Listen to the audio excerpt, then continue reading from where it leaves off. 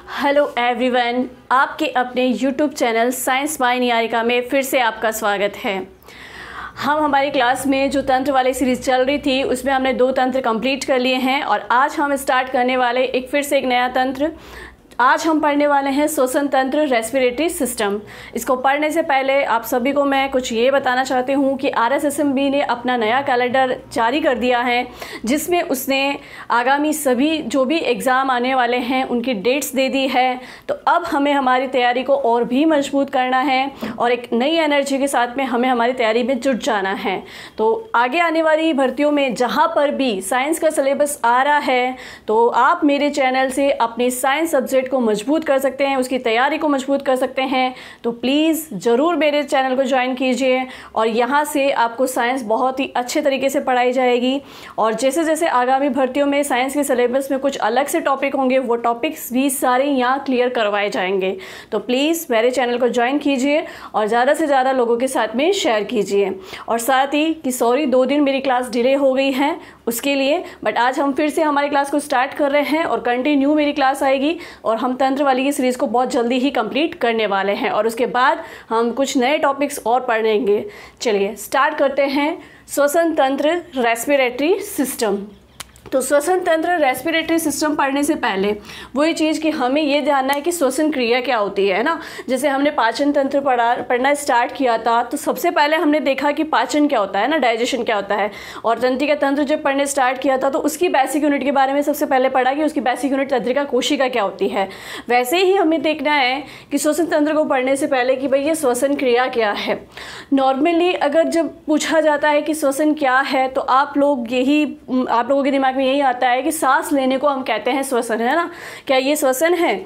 ये तो हम हमारी बोलचाल की आम भाषा में बोल रहे हैं कि सांस लेने को ही श्वसन क्रिया कहते हैं। या उससे ज़्यादा और आगे पूछे तो कि भाई ऑक्सीजन को ग्रहण करना और CO2 को बाहर त्यागना, यही श्वसन है। तो एक्चुअल में देखते हैं कि श्वसन क्या है, रेस्पिरेटरी क्या है ना, रेस्पिरेशन क्या होता है। तो बात करते हैं कि श्वसन एक ऐसी जैव रासायनिक प्रक्रिया है जिसके अंदर ऑक्सीजन की उपस्थिति के आधार पर, है ना, ऑक्सीजन की उपस्थिति में भोज्य पदार्थों का ऑक्सीकरण होता है और शरीर में ऊर्जा मुक्त होती है। ये प्रक्रिया ही एक्चुअल में कहलाती है रेस्पिरेशन, या यही प्रक्रिया कहलाती है श्वसन। ठीक है, तो श्वसन क्या हुआ कि ऑक्सीजन द्वारा भोज्य पदार्थों के ऑक्सीकरण के फलस्वरूप जल व CO2 का निर्माण तथा ऊर्जा मुक्त होना, ये क्रिया कहलाती है श्वसन। जिस ऊर्जा, जल और CO2, तो CO2 तो हमारे शरीर से क्या करती है, बाहर त्याग दी जाती हैं और ऊर्जा का यूज़ हम हमारे शरीर की जो भी भौतिक क्रियाएं करते हैं उसमें यूज़ कर लेते हैं। और जल का यूज़ पुनः वापस जब पाचन सिस्टम, पाचन में जो है ना भोजन का पाचन हो रहा होता है उस समय में, और कुछ जल का हमारे पसीने के रूप से शरीर से बाहर निकल जाता है, तो जल का यूज़ भी शरीर कर लेता है। तो ये तो हुआ श्वसन की क्रिया। अब बात करते हैं कि ऑक्सीजन की आवश्यकता के आधार पर, क्योंकि ऑक्सीजन द्वारा ही भोज्य पदार्थों का ऑक्सीकरण हो रहा है, तो ऑक्सीजन की आवश्यकता के आधार पर श्वसन कितने प्रकार से हो सकता है या मानव के शरीर में श्वसन की प्रक्रिया कितने प्रकार से हो सकती है। तो बात कर रहे हैं कि ऑक्सीजन की आवश्यकता के आधार पर श्वसन के प्रकार। तो एक होता है अनाक्षी श्वसन, ठीक है, और एक होता है ऑक्सी श्वसन। अनाक्षी श्वसन पे यदि हम बात करें तो इसके नाम से ही पता चल रहा है कि अनाक्षी यानी जहाँ पर ऑक्सीजन मौजूद नहीं होगी या ऑक्सीजन की आवश्यकता नहीं होगी, या हम यूँ कह सकते हैं कि ऐसी श्वसन की प्रक्रिया जो ऑक्सीजन की अनुपस्थिति में हो वो कहलाता है अनाक्षी श्वसन। ठीक है, अब अनाक्षी श्वसन कैसे होता है? आप लोगों ने किण्वन की प्रक्रिया के बारे में पढ़ा होगा, फर्मेंटेशन के बारे में पढ़ा होगा। जैसे लाइक अगर आप अंगूर को कुछ समय के लिए एक बंद डब्बे में पैक कर दो, 7 से 8 दिन बाद जब आप उस डब्बे को खोलोगे तो उसमें बैक्टीरिया के कारण वो अंगूर जो है वो पूरी तरह से सड़ जाएंगे और एक विशेष प्रकार की गंध उसमें आने लगती है ना। तो ऐसा क्यों हुआ? ऐसा इसलिए हुआ क्योंकि वहाँ पे ऑक्सीजन प्रेजेंट नहीं थी, वो एक बंद डब्बा था और ऑक्सीजन की अनुपस्थिति में वहाँ पर जो क्रिया हुई वो कहलाई किण्वन या फर्मेंटेशन। ठीक है, तो अनाक्षी श्वसन क्या होता है? अनाक्षी श्वसन जो ऑक्सीजन की अनुपस्थिति में होता है, ये कुछ निम्न कोटि के जो पौधे होते हैं उनमें पाया जाता है, यीस्ट में पाया जाता है, जीवाणु में पाया जाता है और कुछ उच्च श्रेणी के पौधों में भी इस प्रकार का श्वसन पाया जाता है। लेकिन हम यहाँ पढ़ रहे हैं श्वसन, मानव का श्वसन तंत्र पढ़ रहे हैं। तो हमारे शरीर में इस प्रकार की श्वसन की प्रक्रिया कब होती है? जब हमारे शरीर की मांसपेशियों में थकान हो जाती है, उस समय हमारे अंदर जो श्वसन की प्रक्रिया होती है वो श्वसन की प्रक्रिया होती है अनाक्षी श्वसन। और यहाँ पर जब अनाक्षी श्वसन होता है तो उस दौरान हमारे शरीर से CO2 का निर्माण तो होता ही है, साथ ही साथ बहुत कम मात्रा में ऊर्जा भी मुक्त होती है और साथ ही साथ लैक्टिक अम्ल का निर्माण भी होता है। और लैक्टिक अम्ल का निर्माण होता है तो हमारे शरीर के अंदर लैक्टिक अम्ल कहाँ प्रेजेंट होता है? वो लैक्टिक अम्ल अनाक्षी श्वसन के दौरान जो बन रहा है वो लैक्टिक अम्ल हमारे शरीर में घुटनों में प्रेजेंट होता है, घुटनों के आसपास की मांसपेशियों में प्रेजेंट होता है। क्लियर है यहाँ पे? तो चलिए अनाक्षी श्वसन के बारे में कि ये ऑक्सीजन की अनुपस्थिति में भोज्य पदार्थों का अपघटन करता है। क्लियर हुई बात? और अगर इसके विपरीत हम बात करें ऑक्सी श्वसन की, तो ऑक्सीजन की उपस्थिति में भोज्य पदार्थों का ऑक्सीकरण होना वो तो होता है ऑक्सी श्वसन, और ऑक्सीजन की अनुपस्थिति में भोज्य पदार्थों का अपघटन वो होता है अनाक्षी श्वसन। इसमें कम मात्रा में ऊर्जा मुक्त होती है। अनाक्षी श्वसन की प्रक्रिया जब होती है तो उस समय ऊर्जा कम मात्रा में रिलीज होगी। ऑक्सी श्वसन की प्रक्रिया जब होगी तो उस समय अधिक मात्रा में ऊर्जा मुक्त होती है। नेक्स्ट बात करें कि इस श्वसन क्रिया से अल्कोहल व CO2 का निर्माण होता है। तो जो पादप कोशिकाएं होती है ना, और कुछ जो ऐसे जीवाणु होते हैं जिनको एनाएरोब्स कहते हैं, जिन जीवों में ये अनाक्षी श्वसन पाया जाता है उन्हें कहते हैं एनाएरोब्स। क्या कहते हैं? एनाएरोब्स। तो डायरेक्टली प्रश्न ऐसे भी पूछ सकता है कि एनाएरोब्स वाले जीवों में किस प्रकार की श्वसन की प्रक्रिया होती है? तो वहाँ हमारा आंसर आना चाहिए अनाक्षी श्वसन। या यूँ पूछ सकता है कि अनाक्षी श्वसन पाए जाने वाले जीवों में जिन जीवों में अनाक्षी श्वसन पाया जाता है उन जीवों को क्या कहते हैं? तो उनको कहते हैं एनाएरोब्स। ठीक है, तो उन जीवों में जब इस प्रकार की श्वसन की प्रक्रिया होती है तो क्या क्या किस प्रकार का किस पदार्थ का निर्माण होता है? एक तो अल्कोहल का, साथ ही CO2 रिलीज होती है और ऊर्जा भी रिलीज होती है, पर वो कम मात्रा में। ठीक है, तो यहाँ पे हमने इसको समीकरण के थ्रू भी देख लेते हैं। ये हमारा जो है वो ग्लूकोज है। ठीक है, इस ग्लूकोज का जब ऑक्सीजन की अनुपस्थिति में अपघटन होता है तो CO2 का निर्माण होता है, एथेनॉल का निर्माण होता है और कम मात्रा में ऊर्जा मुक्त होती है। अब बात करें ऑक्सी श्वसन की, तो ऑक्सी श्वसन में CO2 व H2 का निर्माण होगा। जब अनाक्षी श्वसन में भोज्य पदार्थ का ऑक्सीकरण होगा तो CO2 व H2 का निर्माण होगा और अधिक मात्रा में ऊर्जा मुक्त होगी। ऊर्जा हम हमारे शरीर के कार्यों में यूज़ कर लेते हैं, कुछ जल का हम शरीर की जैविक रासायनिक प्रक्रियाओं में यूज़ कर लेते हैं, कुछ जल हमारे पसीने के रूप में बाहर निकलता है और CO2 शरीर से बाहर त्याग दी जाती है। क्लियर है? तो ये श्वसन को हमने एक छोटी सी जानकारी पर हमने देखा है कि श्वसन की प्रक्रिया क्या है और ऑक्सीजन की आवश्यकता के आधार पर श्वसन के दो प्रकार देख लिए, अनाक्षी श्वसन और ऑक्सी श्वसन। तो आप जल्दी से इसका स्क्रीनशॉट लीजिए, फिर देखते हैं हम इसके आगे।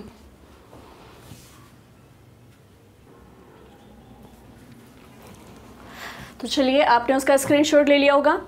अब हम देखते हैं कि श्वसन की क्रिया कैसे हमारे शरीर में होती है। जैसे हमने पाचन तंत्र में देखा कि आहार नाल में किस प्रकार से भोजन जाता है, कहाँ कहाँ पे उसका किस प्रकार से पाचन होता है, तो उसी प्रकार से हमें देखना है कि श्वसन तंत्र किस प्रकार से कार्य करेगा। तो सबसे पहले कि जो हम वायु हमारे शरीर में प्रवेश करती है, तो वायु हमारे शरीर में किस प्रकार प्रवेश करती है, कहाँ से प्रवेश करती है? तो नासा छिद्र के द्वारा वायु हमारे शरीर में प्रवेश करती है। तो सबसे पहले वायु का प्रवेश मार्ग कि कहाँ से श्वसन की प्रक्रिया शुरू होगी, है ना। तो सबसे पहले वायु प्रवेश करती है नासा छिद्र में, ठीक है, नेसल में। मानव के शरीर में नासा छिद्र कितने हैं? 2 हैं, ठीक है, और दोनों नासा छिद्र एक पट्टिका के द्वारा अलग अलग हो रखे हैं। तो पहली चीज़ तो ये है कि नासा छिद्र में आपसे ये पूछ सकता है कि ऐसी क्या क्या संरचनाएं होती हैं जिसके कारण जो वायु हमारे शरीर के अंदर जा रही है उस वायु में तो धूल के कण भी प्रेजेंट होंगे, लेकिन अगर यही धूल के कणों के साथ वायु हमारे शरीर में प्रवेश करेगी तो श्वसन की क्रिया में कुछ गड़बड़ हो सकती है।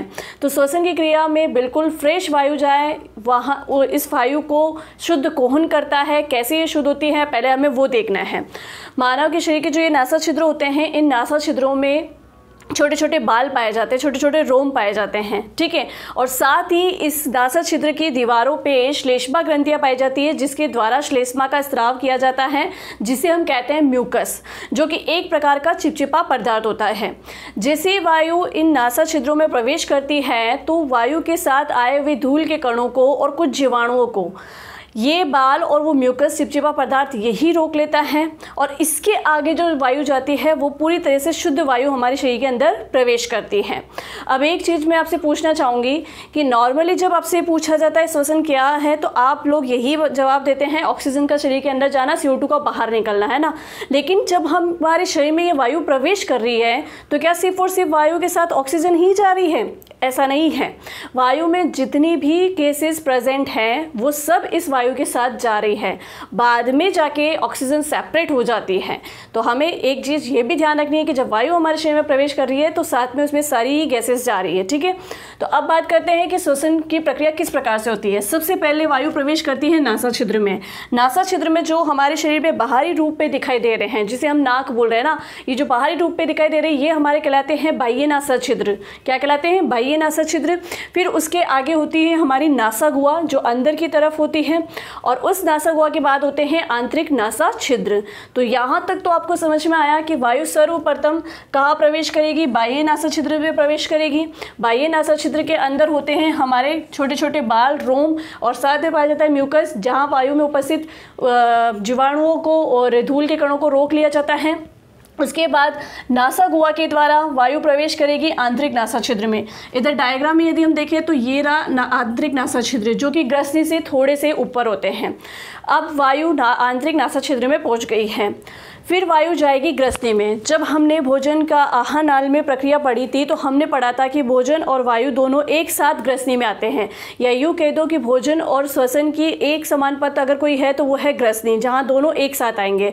लेकिन भोजन भोजन नली में जाए और वायु श्वसन नली में जाए, इसके लिए ग्रसनी पर एक ढक्कन पाया जाता है जिसे कहते हैं एपिग्लोटिस, घाटी ढक्कन।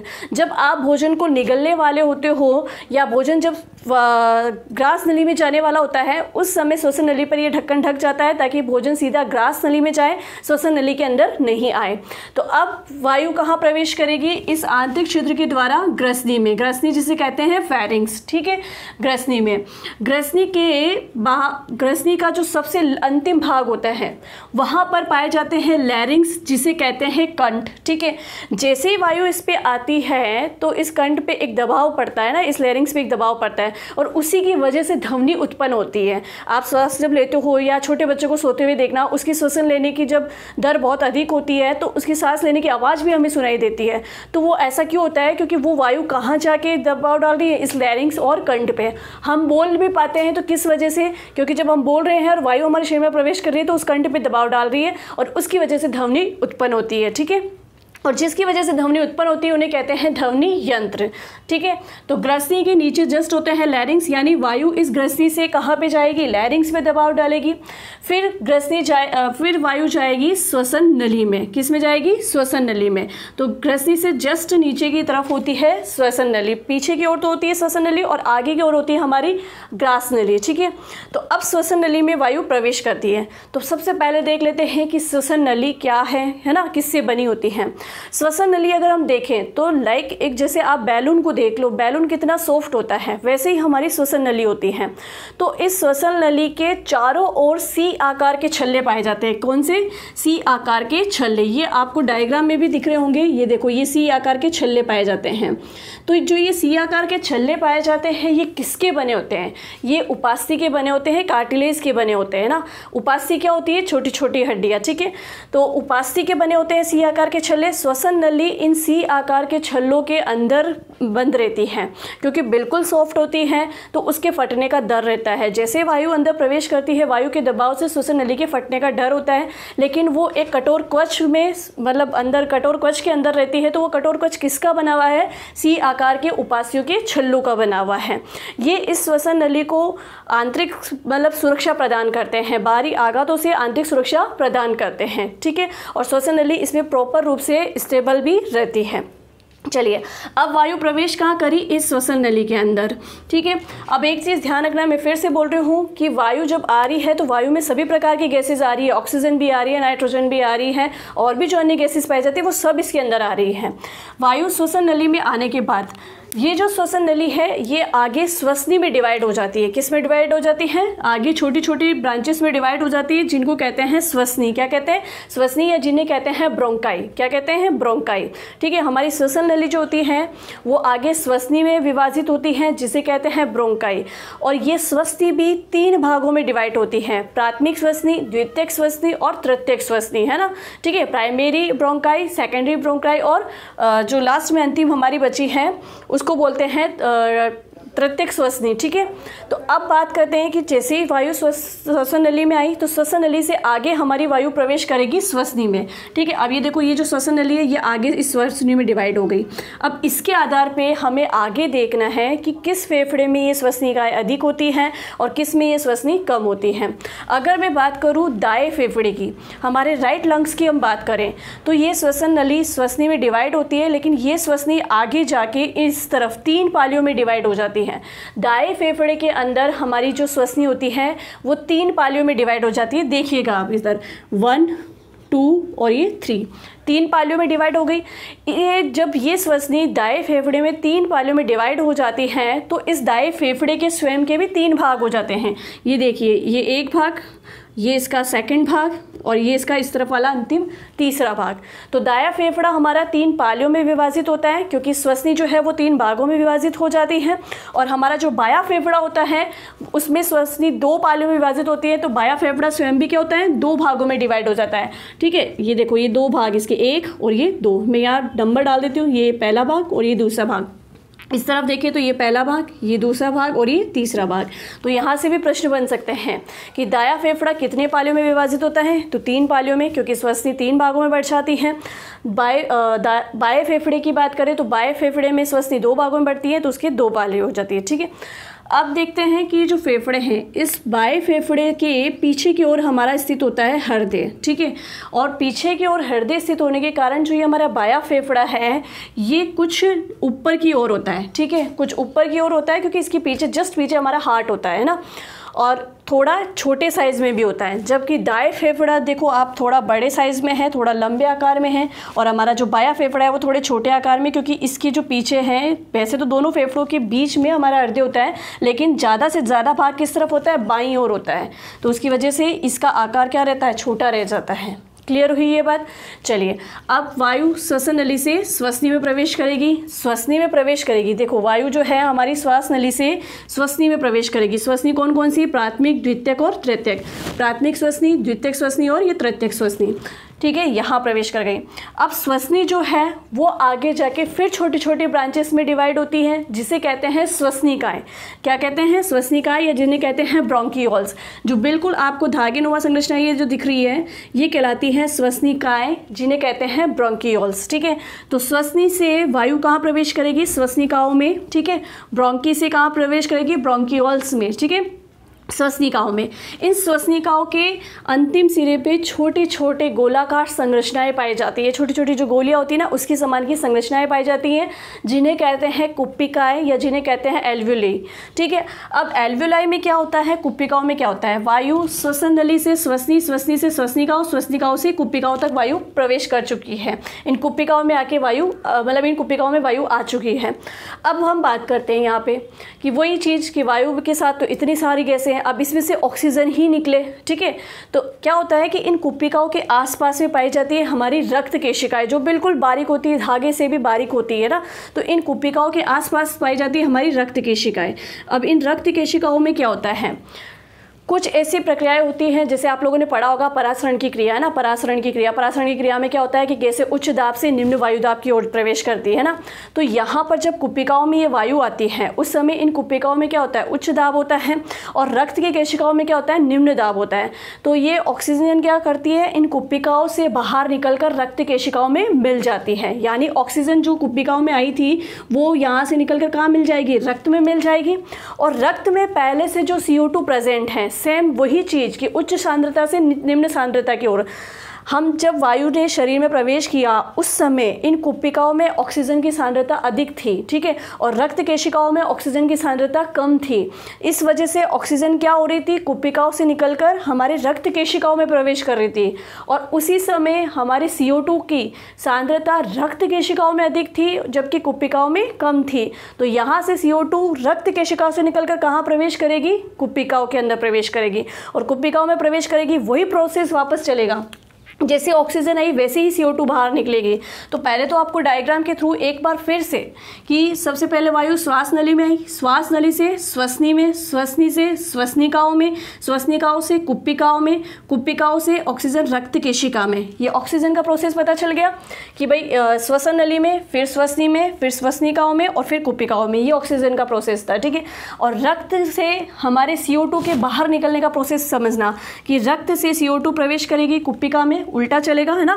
फिर CO2 जाएगी श्वसनिकाओं में, इन कुप्पिकाओं से ये जाएगी CO2 इन श्वसनिकाओं में, श्वसनिकाओं से कहाँ जाएगी, श्वसनी में जाएगी, श्वसनी से कहाँ जाएगी, श्वास नली में, श्वास नली से होते हुए नासा छिद्रों से होते हुए और नासा गुहा से होते हुए शरीर से पुनः बाहर निकल जाएगी।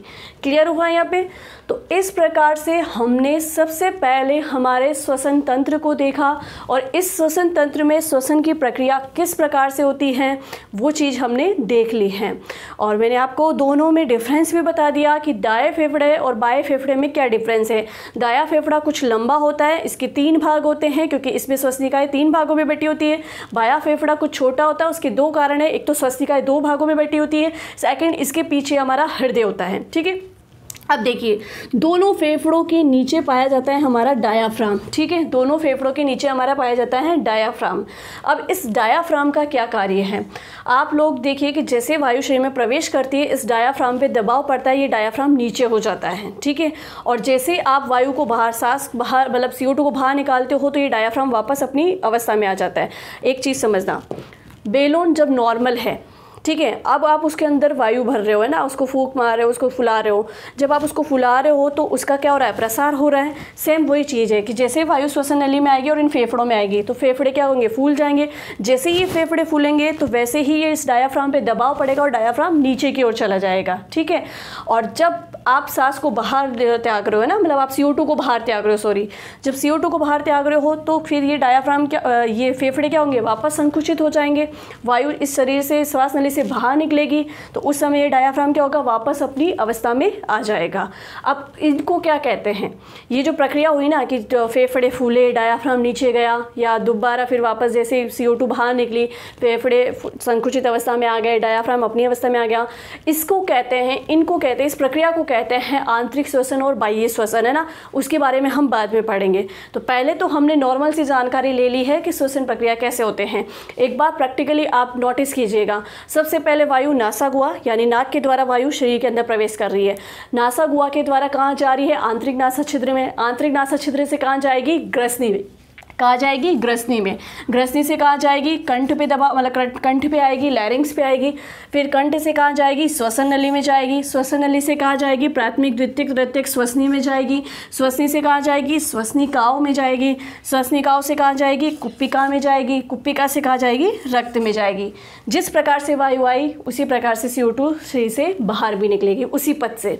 क्लियर है यहाँ पे। तो ये आपको अच्छे से श्वसन तंत्र समझ में आया होगा। ये हमने अभी सिर्फ भौतिक रूप में अपनी पूरी तरीके से श्वसन की प्रक्रिया को देखा है, ठीक है। तो आप लीजिए इसका स्क्रीनशॉट, फिर हम देखते हैं और आगे।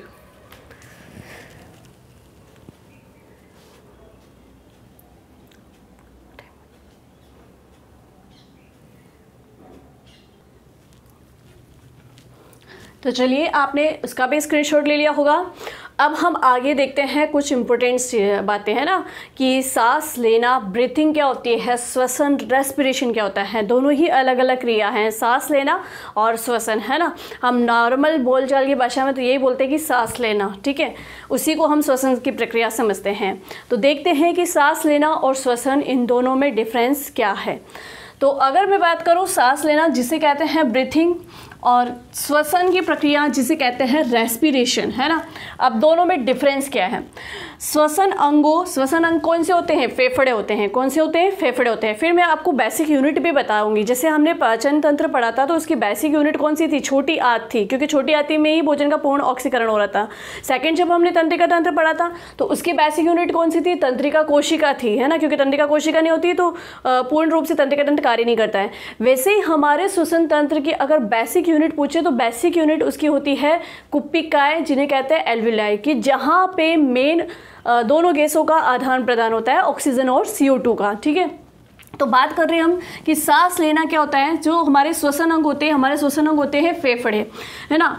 श्वसन अंगों एवं वातावरण के मध्य गैसीय ऑक्सीजन ग्रहण करना व CO2 को छोड़ना। नॉर्मली वही कि अगर आपको पूछेंगे तो आप भी यही कहेंगे, ऑक्सीजन को ग्रहण करना, CO2 को बाहर त्यागना।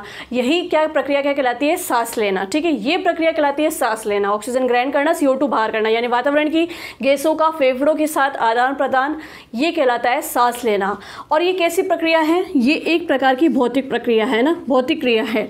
ये भौतिक क्रिया कैसे है? क्योंकि जब आप वायु को शरीर के अंदर प्रवेश करवा रहे हैं और वायु को शरीर से बाहर निकाल रहे हैं, इस दौरान आप किसी प्रकार के एंजाइम्स का यूज़ नहीं करते हैं, और ना ही जैसे श्वसन नली से लेके श्वसनिकाय, श्वसन नली से लेके श्वसनिकाय, इससे पहले जो हमने प्रोसेस देखा था, आपको बताया था कि वायु कैसे कैसे कहाँ कहाँ प्रवेश करती है। तो श्वसन नली से लेके श्वसनिकाओं तक जो वायु आ रही है और जा रही है, उस दौरान आपने खुद ने देखा होगा कि किसी प्रकार से कोई रिएक्शन नहीं हो रही, कोई रासायनिक प्रक्रिया नहीं हो रही है। लेकिन जैसे उसके आगे कुप्पिकाओं में ये वायु प्रवेश करती है, उसके बाद क्या होता है? उसके बाद एक रासायनिक क्रिया होती है। क्या होती है कि जो गैसों का नेचर होता है कि उच्च सांद्रता से निम्न सांद्रता की ओर जाना, है ना, तो वो एक रासायनिक क्रिया के द्वारा ही हो रहा है। ऑक्सीजन जो है वो उच्च सांद्रता से निम्न सांद्रता की ओर रक्त केशिकाओं में प्रवेश कर रही है। फिर उसके आगे भी एक रासायनिक प्रक्रिया होती है कि रक्त केशिकाओं में हीमोग्लोबिन के साथ ये ऑक्सीजन के अणु जुड़ते हैं और मेन जो कोशिका द्रव्य होता है वहाँ पहुँचती हैं। कोशिका द्रव्य में जाने के बाद में ये ऑक्सीजन हीमोग्लोबिन से अलग हो जाती है और हीमोग्लोबिन के साथ में CO2 जुड़ जाती है, क्योंकि CO2 को भी तो वापस शरीर से बाहर निकलना है। तो ये प्रोसेस कहलाता है रासायनिक क्रिया। ठीक है, तो अब मैं फिर से दोहरा रही हूँ कि श्वसन नली से श्वसनिकाओं तक जो वायु आई उसमें ऑक्सीजन नॉर्मली किसी के साथ जुड़ के नहीं आई है ना, वायु के साथ आई है लेकिन किसी अणु के साथ जुड़ के नहीं आई है। तो वो सिर्फ क्या हुई? भौतिक क्रिया हुई। ठीक है, वैसे ही CO2 भी जब कुप्पिकाओं से श्वसनी में जाती हैं तो वहाँ से अलग, बिल्कुल अलग निकल के ही जाती हैं। तो वहाँ पे भी क्या हुआ? वहाँ पे ही रासायनिक प्रक्रिया नहीं हुई, वो भी एक भौतिक क्रिया हुई। तो देखिएगा यहाँ पे कि जो सांस लेना है, जिसको हम कहते हैं कि ऑक्सीजन ग्रहण किया, CO2 छोड़ी गई, वो सिर्फ और सिर्फ एक भौतिक क्रिया है। क्लियर हुई ये बात? इसमें किसी भी प्रकार के एंजाइम्स की आवश्यकता नहीं होती है। एंजाइम्स की आवश्यकता नहीं है यानी किसी प्रकार की कोई रासायनिक प्रक्रिया नहीं हो रही है। और जब इस प्रकार की सांस लेना जो होता है, इसमें हम क्या करते हैं? ऊर्जा का उपभोग करते हैं ना। हम जब सांस ले रहे हैं तो हम हमारी एनर्जी भी डाल रहे हैं। आप ऐसे समझो कि जब आप एक्सरसाइज करते हो तो आपकी श्वसन दर बढ़ जाती है, क्योंकि आपको अधिक ऊर्जा की आवश्यकता होती है ना, आपको अधिक एनर्जी लगानी पड़ती है। तो वही चीज़ है कि यहाँ पर ऊर्जा का हम उपभोग करते हैं। अब इसके विपरीत अगर हम श्वसन को देखें, उसमें डिफरेंट करके देखें, तो यहाँ पर कोशिकीय स्तर पर ऑक्सीजन का उपभोग व CO2 को त्यागा जाता है। तो कोशिकीय स्तर वही चीज़ आ गई कि जैसे कुप्पिकाओं से ऑक्सीजन रक्त केशिकाओं में जाएगी, तो रक्त केशिकाओं में जाने के बाद हीमोग्लोबिन उस ऑक्सीजन को कोशिका द्रव्य में छोड़ देता है और कोशिका द्रव्य से CO2 को हीमोग्लोबिन अपने साथ जोड़ता है और वापस कहाँ लेके आता है? कुप्पिकाओं में। तो ये कहलाता है कोशिकीय स्तर पर ऑक्सीजन का उपभोग करना व CO2 को त्यागना। और यही प्रक्रिया मेनली क्या कहलाती है? श्वसन कहलाती है। इससे पहले की तो सिर्फ क्या थी? सांस लेना, ब्रीथिंग। ये भौतिक प्रक्रिया है, जबकि श्वसन हमारी कैसी प्रक्रिया है? रासायनिक क्रिया है, क्योंकि ऑक्सीजनों ने गैसों ने अपने नेचर के अकॉर्डिंग उच्च सांद्रता से निम्न सांद्रता की ओर इनका आदान प्रदान हुआ। ठीक है, इनका विनिमय हुआ, गैसों का विनिमय हुआ या गैसों का परिवहन हुआ। ठीक है, नेक्स्ट बात करें कि इसमें एंजाइम की आवश्यकता नहीं थी, लेकिन इसमें एंजाइम्स की आवश्यकता होती है। एंजाइम्सों की सहायता से ही ये श्वसन की प्रक्रिया होती है। इसमें ऊर्जा का उपभोग हो रहा था, लेकिन इधर बात करें तो यहाँ पे ऊर्जा मुक्त होती है। क्लियर है। तो मोटे तौर पे हमने एक बार फिर से इनका डिफरेंस देख लिया, सांस लेना क्या है और श्वसन की प्रक्रिया क्या है। ब्रीथिंग और रेस्पिरेशन दोनों अलग अलग प्रक्रियाएं हैं। क्लियर है। तो ये हमने श्वसन के बारे में आज इतना पढ़ लिया है। अब इसके आगे नेक्स्ट क्लास में हम देखेंगे, लेकिन जो इससे रिलेटेड और भी इम्पोर्टेंट बातें हैं वो मेरे आप जो PDF निकालेंगे उन नोट्स में आपको अवेलेबल कराई जाएगी। जो भी अतिरिक्त जानकारी होती है वो PDF में ज़रूर होती है। यहाँ पे तो हम क्या है कि आपको समझाते हैं, सिर्फ ऊपर के तौर पे समझाते हैं, बाकी इससे रिलेटेड जो भी थ्योरी है वो आपको PDF में अवेलेबल करवाई जाएगी। जो भी एक्स्ट्रा नॉलेज, जो भी एक्स्ट्रा जानकारी इसके बारे में होगी, जो भी मेन पॉइंट्स और होंगे वो मेरी PDF में आपको ज़रूर मिलेंगे। तो प्लीज़ आप ये क्लास लेने के बाद में जैसे ही आपको इसकी PDF अवेलेबल होती है उस PDF को आप एक बार फिर से रिवाइज करना। यहाँ तो आप पढ़ के रिवीजन कर ही रहे हैं, साथ ही उस PDF को भी तुरंत निकाल के रिवाइज कर लीजिएगा, तो आपके ये स्ट्रॉन्ग होते जाएंगे, है ना। तो तंत्रों की सीरीज में आज हमने श्वसन तंत्र स्टार्ट किया था। अब नेक्स्ट देखते हैं हम अपनी अगली वीडियो में, और तब तक के लिए आप इनको रिवाइज करते रहिएगा। और जहाँ भी कुछ समझ में नहीं आए आप प्लीज़ मेरे कमेंट बॉक्स में डाल दीजिएगा कि हमें यहाँ समझ में नहीं आया, तो हम नेक्स्ट क्लास में उसको दोबारा से समझाने की कोशिश करेंगे। और प्लीज़ इसी तरह मेरे चैनल, मतलब आपने जो मुझे सपोर्ट किया है, तो प्लीज़ मैं आपको पहले तो थैंक्स बोलती हूँ कि आपका सपोर्ट बहुत रहा है मेरे साथ में, और आगे भी इसी तरह आप मुझे सपोर्ट करते रहें, और साथ ही मेरे चैनल को और लोगों के साथ शेयर करते रहें, क्योंकि अब आ गया है वो दौर जिसका हमें था इंतज़ार। क्योंकि RSSMB ने अपना कैलेंडर जारी कर दिया है, कुछ ही समय RPC भी अपना कैलेंडर जारी कर देगी। तो अब हमें हमारी तैयारी को रखना है मजबूत। जितनी ज़्यादा हमारी मजबूत तैयारी होगी हमारी सफलता के चांसेस उतने ही ज़्यादा होंगे, ठीक है। क्योंकि कंपटीशन वास्तव में ही बहुत ज़्यादा है। आप सोचते हैं कि हम इतना सा पढ़ के बहुत कुछ कर लेंगे, तो ऐसा नहीं है। हमें बहुत ज़्यादा पढ़ना है, बहुत कुछ पढ़ना है, लेकिन उस बहुत ज़्यादा में से भी क्या इम्पोर्टेंट है वो हमें पढ़ना है। और वही मेरा चैनल का उद्देश्य है कि मैं फालतू की चीज़ें ना पढ़ाऊँ, ना ज़्यादा आपका समय ख़राब करूँ, शॉर्ट टाइम में आपको वो चीज़ें अवेलेबल कराऊँ कि जो वास्तव में परीक्षा में आने जैसी है, परीक्षा में आने उपयोगी है। और वही पॉइंट मैं आपको करवाती हूँ ताकि आपके समय की बचत भी हो और आप अच्छे से इसको तैयार भी करें। तो प्लीज़ आप इसका रिवाइज करते रहिएगा, और इसी तरह मेरे चैनल पे आप मतलब और लोगों को जोड़ते रहिए, जिससे मुझे मोटिवेशन मिलता रहे, और मैं आपके साथ में एक अलग एनर्जी के साथ, आपके साथ मैं भी एक अलग एनर्जी के साथ में आपको ये टॉपिक्स क्लियर करवाती रहूँ। Thank you.